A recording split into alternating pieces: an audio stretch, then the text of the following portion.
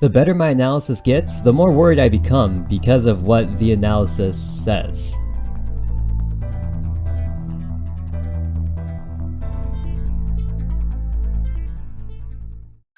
Alright, let's get started with AMC right away. Right now what I have turned on are some daily chart drawings on the 15-minute time scale. And what you're going to see are a bunch of different colors and a smattering of lines. Let me help you make sense of what you're looking at.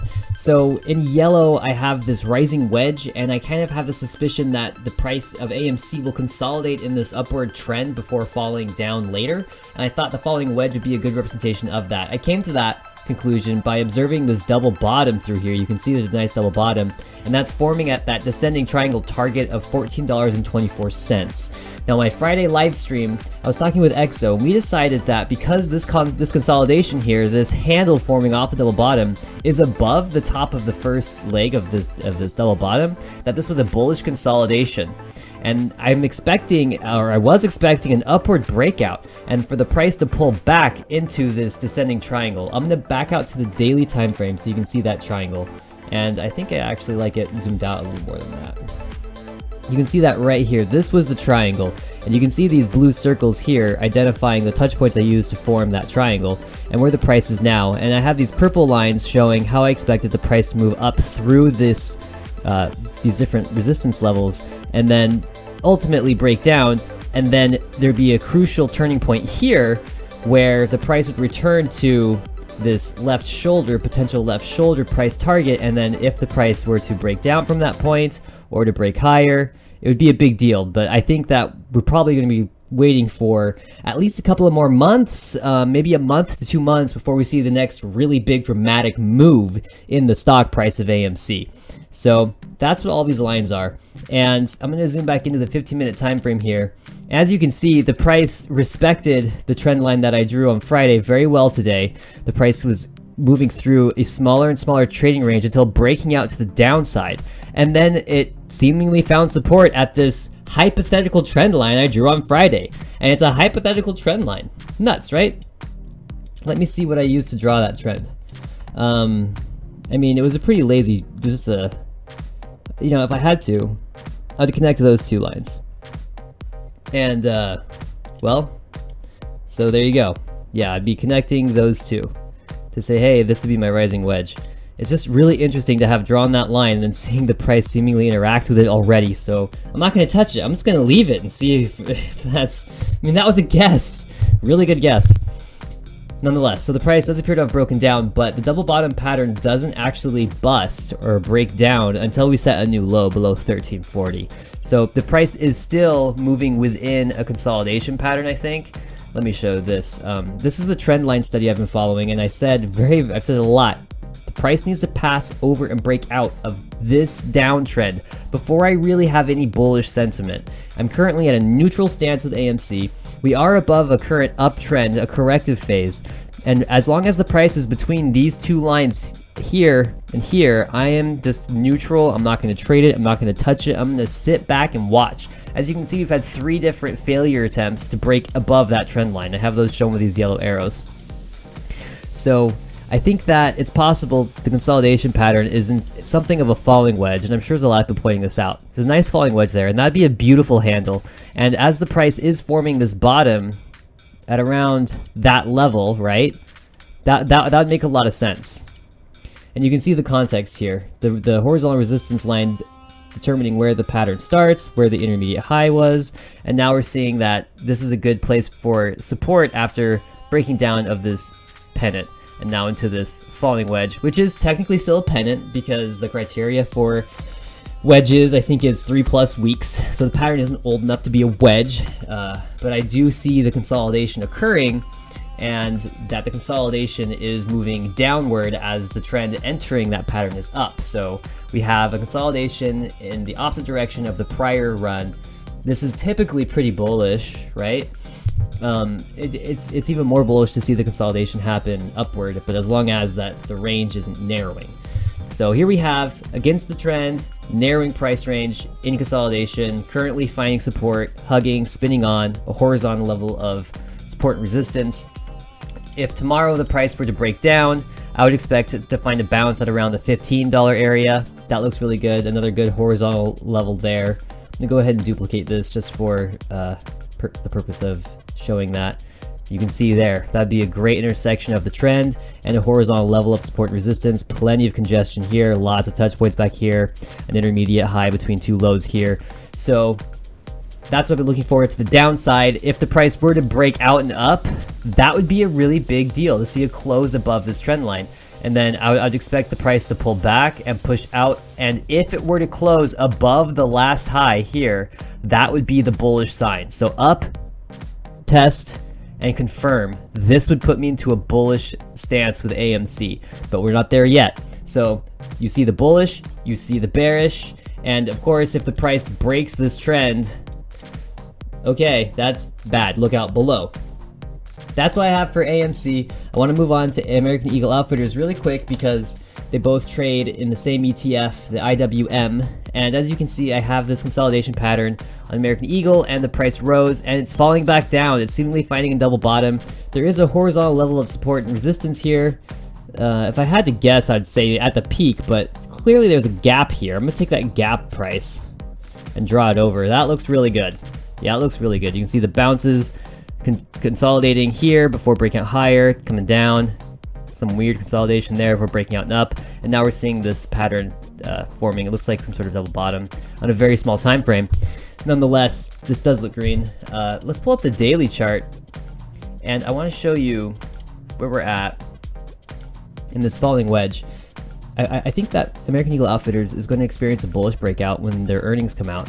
And we're currently in this falling wedge, but forming an ascending triangle. There's this corrective uptrend through this wedge, and you can see this here, that the price stopped reaching the bottom of that falling wedge. So this looks like a breakout in progress. And you can see that there's a horizontal level of resistance here, and that's what's forming these two tops. And to be honest, I would hope to see an upward breakout and up. It is very, I don't know. I want to say this looks bullish, but it looks neutral. Again, it's just consolidating. It is towards the top of a pattern. It did have a throwback and a pullback. Implied volatility is rising.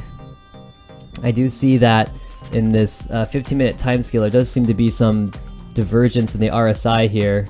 Let me pull it up a little bit. You can see we have a higher low on the RSI, going from oversold to just about oversold.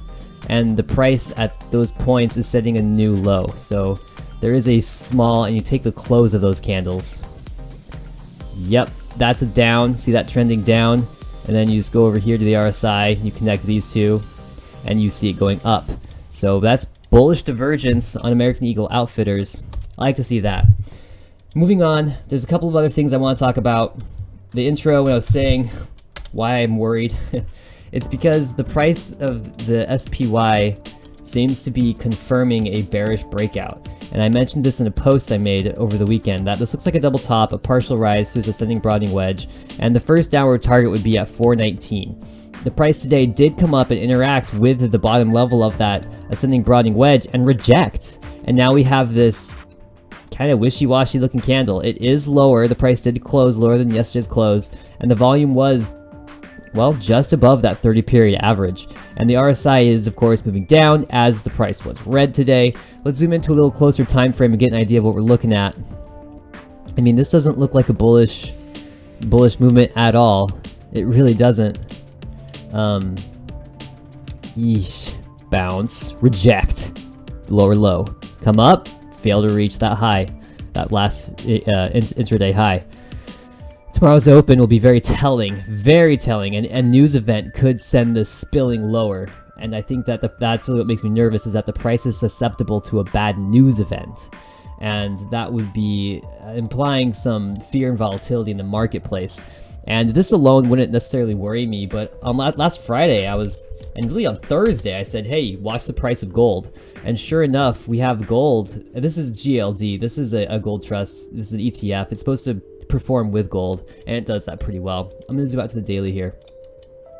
So it was on, I think it was this day right here, I said it's time to start looking at gold, and then boom, the next day we had this big massive rise, and I said, hey, I want to see the price rise and close again outside of this wedge for confirmation, and that's what we have. We have a good solid gain today.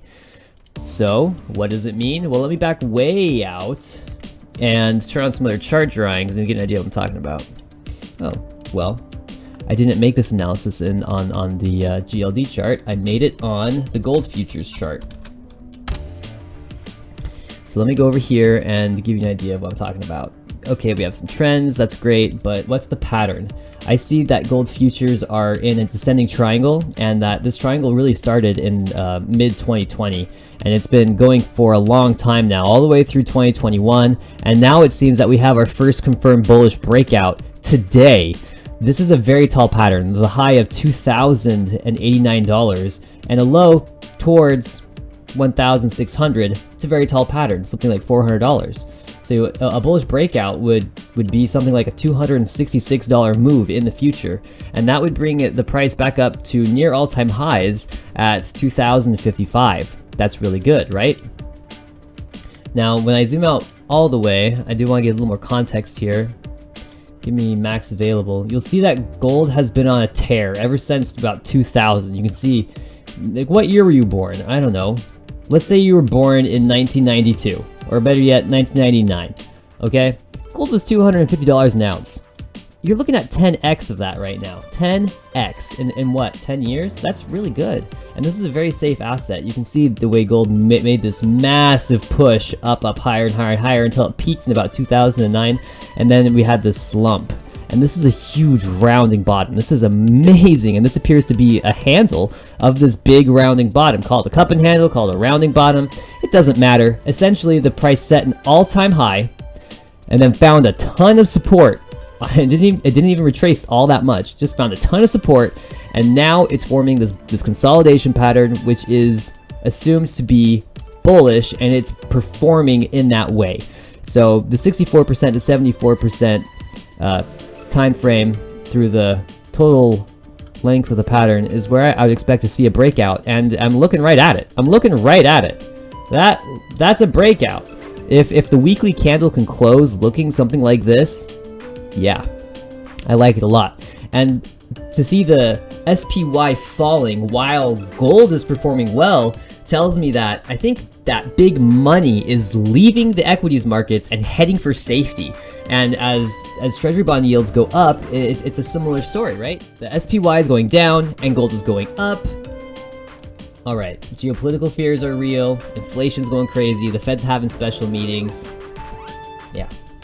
But let's talk about something else. Let's go to Etsy, because I made a video yesterday about Etsy, and I was reading this, or reviewing an article published by The Street saying it would be a good consideration to short Etsy this week.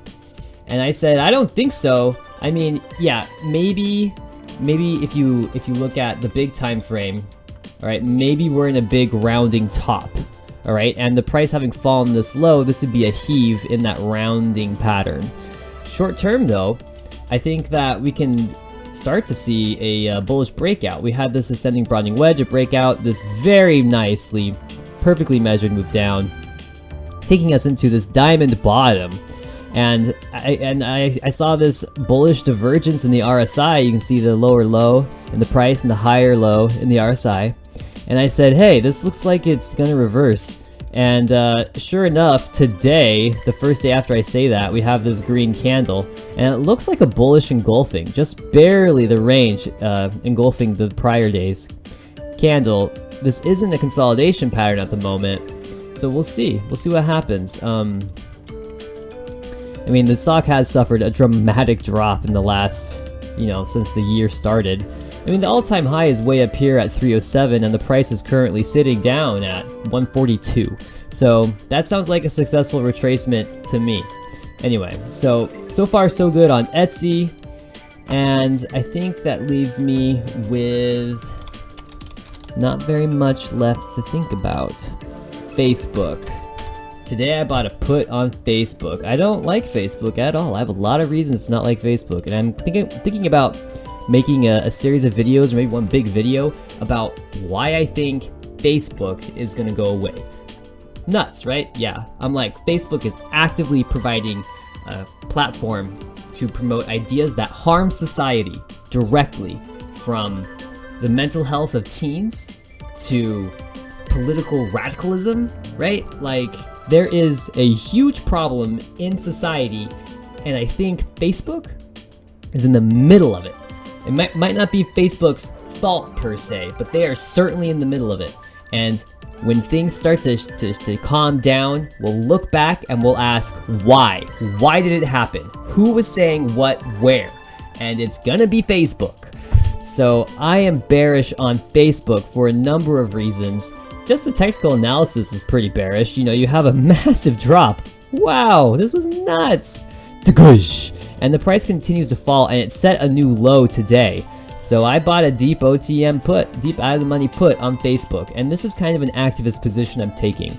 I think that social media stocks are going to suffer like tech stocks did in 2001, and that the next bear market will resemble that similar scenario.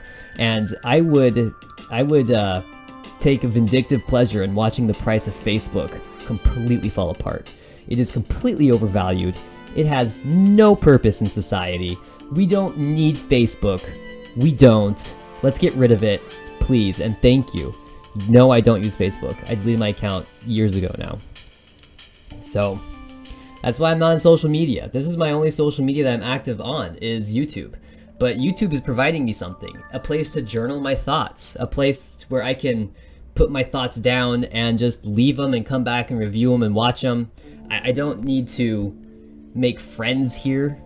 I just do my thing and I find value here. Like, honestly, it's a great way to think of all the memory storage I'm getting. Like, I'm not paying for memory, right? And there is undoubtedly gigs and gigs of videos up here, and I know YouTube's making money. Advertisements, maybe you had to watch an ad to see one of my videos. I don't know. I'm not monetized, but I know that they're probably still going to use ads. Oh, let's not digress. I really got a bone to pick with Facebook. It just eats me up inside. So this is what I like to see. Facebook is in a massive downtrend. Interesting pattern here. You can see it's pretty clear, right? Some sort of right-angled and descending formation after a big run up. I mean, that was a fantastic move higher. At the end of the day, that's what the uptrend looked like. I don't really want to trend or chart an uptrend in Facebook, but here we go. We're heading down now, and you know, that downtrend, you know, that low is way over here, and I mean, that would be a primary downtrend right there. The slope is very, very shallow, which means it would be a pretty strong trend. The price is super far away from it, but look at this. That's a price collapse, and to not see a bounce, yikes. The RSI, of course, moved into the deeply oversold region just because of that single percentage drop, right? But as you can see, relatively, the RSI hasn't made much movement down here either, finding a low near 21. This is 21.9, it's 22. And then coming up here to 28, so 6 points on the RSI, all right? Only 2 green days here amongst the slew of these 4 red candles, so you know, I would expect to see the RSI just grind its way out through this oversold region for a while. Implied volatility, though, is, you know, you think it'd be a little more dramatic, but it is relatively high. I think that the volume is pretty telling. To see the volume this high, yeah, ouch. Not enough buying stepping in. So I want to see Facebook go down. Okay, that's what I have for today. Happy trading.